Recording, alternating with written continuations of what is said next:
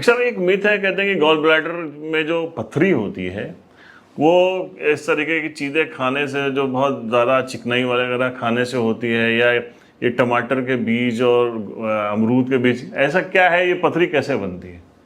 नहीं, टमाटर के बीज या ऐसा कोई हरी सब्जियां खाने से पथरी का ऐसा कोई नहीं है, वो मिथ ही है। बल्कि इसमें होता ये कि जो बहुत कॉमन है, जैसे फैट 40 एंड फर्टाइल फीमेल का हम लोग का ये एप्स का है। तो जो फैट है या फर्टाइल है, मतलब जो जिनको बच्चे होते हैं महिलाओं को, और 40 प्लस में, और इस तरीके से फीमेल्स में ये बहुत कॉमन है। हालांकि ये पुरानी सोच है, और अब तो जो इस समय डाइट का जिस तरीके से परिवर्तन हुआ है, और फास्ट फूड और उसमें फ़ैट का इन्वॉल्वमेंट और क्रीम और ये सारी बहुत सी चीज़ें आ गई हैं, तो ये बच्चों में भी हम लोगों ने देखा है कि होने लगे हैं, और जो बहुत बुज़ुर्ग हैं उनको भी इससे प्रॉब्लम होने तो क्या लगी है। ये एक्सेस प्रोटीन इकट्ठा होने से बनता है, किस वजह से पथरी बनती है? नहीं, गॉल ब्लैडर में एक्चुअली जिससे फ़ैट वगैरह ज़्यादा जो खाते हैं, तो उसकी वजह से पथरियाँ ज़्यादा बनती हैं, क्योंकि उसमें गॉल ब्लैडर के इन्फेक्शन होने के भी चांसेस रहते हैं। और जब गॉल ब्लैडर के वॉल का मूवमेंट कम हो जाता है, तो उसके जो पिगमेंट्स हैं और कोलेस्ट्रॉल वगैरह है, तो वो मतलब सेटल होने लगता है, और फिर धीरे धीरे उनके ऊपर साल्ट्स, जो बाइल साल्ट्स हैं, बिलीरुबिन है, बिलीवर्डिन है, और कोलेस्ट्रॉल वगैरह हैं, ये सब इकट्ठे होने लगते हैं, तो उनका साइज़ बढ़ने लगता है, उनकी संख्या बढ़ सकती है। जी। ये तो गॉल ब्लैडर, डॉक्टर साहब, गॉल ब्लैडर का काम क्या है? पहले तो ये थोड़ा सा आसान शब्दों में अगर बता दीजिए तो। गॉल ब्लैडर का काम ये है कि एक्चुअली जो पित्त है, बाइल, तो वो लिवर में बनता है, जो हमारे फैट के डाइजेशन के लिए काफ़ी लाभदायक है। पित्त को बाइल जैसे को, बहुत लोग कहते हैं वो तेजाब बनाता है, वो खाने को काटने का काम करता है, हाँ, डाइजेस्ट करने को डाइजेस्ट करने का। करता है। तो पित्त जो है वो लिवर में बनता है, और उसकी डक्ट्स हैं, जो राइट और लेफ्ट डक्ट्स होती हैं, उनसे एक कॉमन डक्ट बनती है, और वो फिर बाइल गॉल ब्लैडर में जाके वहाँ कंसंट्रेट होता है। और उसके बाद फिर वो फैट की जब भी हम लोग खाते हैं, तो उसमें बाइल वो थोड़ा सा पेरिस्टालसिस होती है गॉल ब्लैडर में, वो प्रेशर लगाता है और कुछ अपना बाइल वो छोड़ता है। तो गॉल ब्लैडर का मेन काम पित्त को कंसंट्रेट करने का रहता है। मतलब हमारा लीवर जो है, जैसे ज़्यादा वो पित्त बनाता है, तो उसको कंसंट्रेट करके वो जी क्या हाँ, जी। उसको उसको उसको थोड़ा सा गाढ़ा कर देता है, अच्छा। क्योंकि फिर उतने बाइल की नहीं ज़रूरत पड़ती है जितना जैसे फैट खाया, तो उसका कुछ अंश जितना ज़रूरत का है, तो जितना हम मतलब इनटेक करते हैं, जितना हम खाना खाते हैं, उसको डाइजेस्ट करने के लिए जितनी ज़रूरत होती है उतना वो छोड़ता उतना है। गॉल ब्लैडर रिलीज कर देता है। अच्छा। हाँ, ये तो डॉक्टर साहब, जब ये गॉल ब्लैडर ही निकाल देते हैं आप लोग, फिर वो कैसे होता है? गॉल ब्लैडर में स्टोन अगर बन गए, इसका मतलब है कि गॉल ब्लैडर डिजीज है और उसका फंक्शन प्रॉपर नहीं है, तो उसको पूरा निकालना ही ठीक होता है। और जब गॉल ब्लैडर निकाल देते हैं, तो लिवर से बाइल फिर वो डायरेक्ट, कॉमन बाइल डक्ट एक होती है, उसके थ्रू डायरेक्ट वो इंटेस्टाइन में जाता है, और उसकी वजह से वो कंसंट्रेट नहीं होता है, लेकिन डाइजेशन में कोई प्रॉब्लम नहीं आती है। अच्छा डॉक्टर साहब, ये कहते हैं ना अक्सर कि जैसे आपके गॉल ब्लैडर में स्टोन हो गया है और आप उसको पाले हुए हैं कि यार सर्जरी के डर से उसको लंबा खींच रहे हैं, तो फिर वो हानिकारक हो सकता है, जानलेवा हो सकता है, क्या क्या प्रॉब्लम उससे क्रिएट होती है? उसमें अगर मान लीजिए कि पथरी कभी कभी है, छोटी है, तो उनकी डक्ट्स में अगर चले गए तो फंस सकती हैं, उसकी वजह से फिर बैक प्रेशर होता है, जॉन्डिस हो सकता है, लिवर पे प्रेशर पड़ता है, लिवर डैमेज होता है।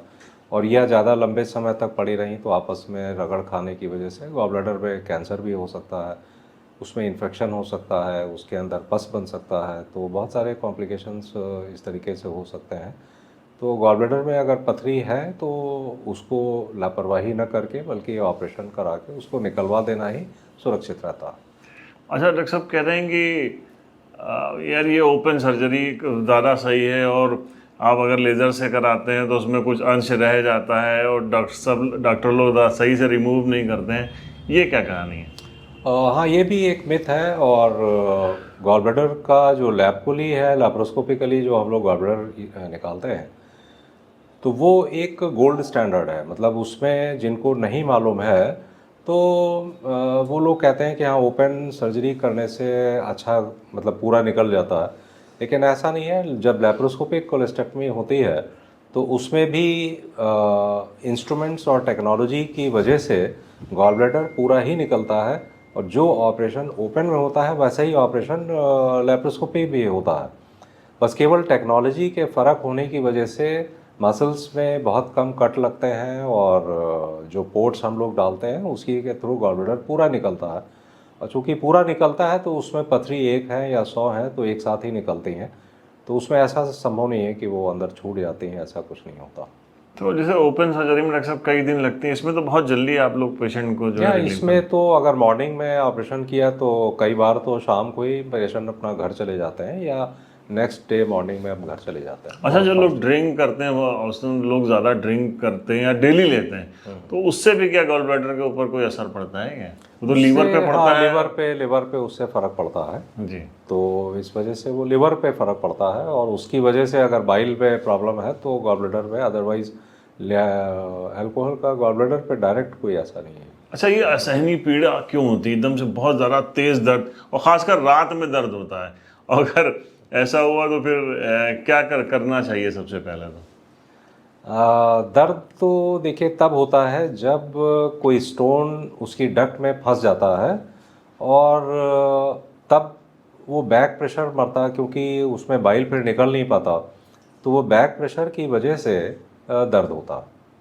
और उसमें फिर एक इमरजेंसी है, क्योंकि इस टाइप के जो दर्द हैं वो असहनीय हो जाते हैं, और उसमें इंजेक्शन लगवाना, और उसकी वजह से थोड़ा सा मसल रिलैक्सेंट्स होते हैं, एंटी स्पास्मोडिक होते हैं इंजेक्शंस, तो उनके लगवाने से वो डक्ट्स के मसल्स थोड़ा सा रिलैक्स हो जाते हैं और प्रेशर रिलीज हो जाता है, अब तो पेन कम हो जाता है। तो कह रहे हैं कि ग्रीन वेजिटेबल्स नहीं खाना चाहिए, अगर आप ग्रीन वेजिटेबल खा रहे हैं तो आपको दर्द ज़्यादा होगा या उसके साइज इंक्रीज ज़्यादा होंगे?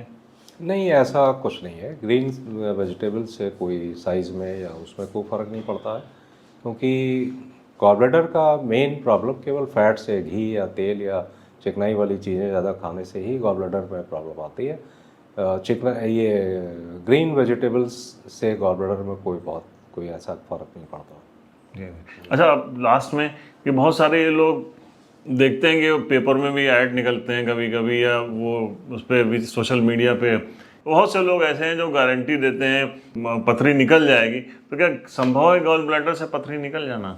लेकिन हमें जहाँ तक ध्यान है एलोपैथिक में हम लोग का, कि अगर गॉल ब्लैडर में स्टोन है तो उसका गलना ऐसे संभव नहीं रहता, और उसको ऑपरेशन ही ज़रूरी है, उसको ऑपरेशन करवा लेना ही ज़्यादा सुरक्षित है, वरना लेटर स्टेजेस में लापरवाही से फिर कॉम्प्लिकेशंस होते हैं। मतलब वो कोई भी दवा से स्टोन कहते हैं कि वो गल गया और गल के लिक्विड फॉर्म में निकल गया बाहर, ऐसा संभव नहीं है? नहीं, ऐसा नहीं होता, लेकिन अगर गॉल ब्लैडर में स्टोन्स हैं तो उसको ऑपरेशन से निकलवा देना ही सुरक्षित रहता है। मतलब जो बहुत से दावेदार हैं और वो कहते हैं कि हम इसको दवा से निकाल देंगे, ये संभव नहीं है कि दवा से पथरी निकल जाए गॉल ब्लैडर से? नहीं निकलेगी, उसका निकलने का देखिए, जो सिस्टिक डक्ट है गॉल ब्लैडर का जहाँ से बाइल निकलता है, तो वो जैसे आप देखें, जो पेन का एक रिफ़िल है, जो हम लोग बॉल पेन यूज़ करते हैं, तो उसके रिफ़िल के साइज़ का समझ लिए कि वो डक्ट होता है,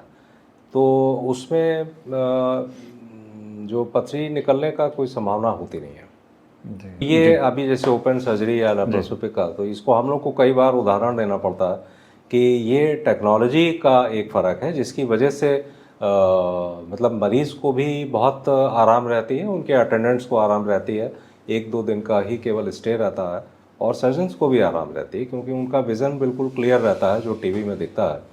तो उसको हम लोग को पेशेंट्स को समझाना पड़ता है कि जैसे मान लिए कि हम बाराबंकी से अगर लखनऊ जाते हैं तो हम साइकिल से भी जा सकते हैं या हम कार से भी जा सकते हैं, तो बाराबंकी भी नहीं बदलेगा, सड़क भी नहीं बदलेगी, लखनऊ भी नहीं बदलेगा, बस हमारी सुविधा में फ़र्क हो जाएगा। साइकिल से भी हम पहुंच जाएंगे, कार से भी पहुंच जाएंगे, लेकिन कार से आसानी से पहुंच जाएंगे और साइकिल से देर में पहुंचेंगे। चलिए डॉक्टर साहब, बहुत समय दिया, कीमती समय दिया आपने, और बहुत अच्छी सलाह भी दी। आपसे मिलके और हम सबको फ़ायदा ही होगा, हमारे दर्शकों को फ़ायदा होगा। बहुत बहुत धन्यवाद। Thank you Parvesh, thank you.